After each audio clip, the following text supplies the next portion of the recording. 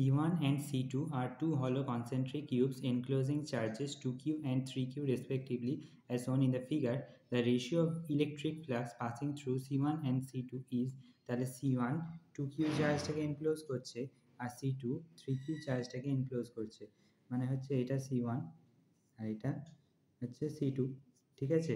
এবার flux passing through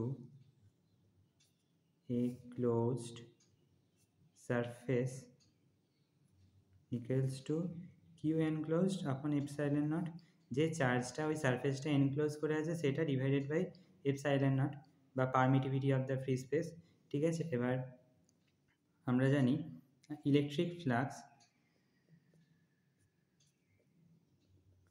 passing through C1 equals to যে চার্জটা এনক্লোজ করে আছে C1 যেটা হবে 2q divide by epsilon naught, আর ইলেকট্রিক ফ্লাক্স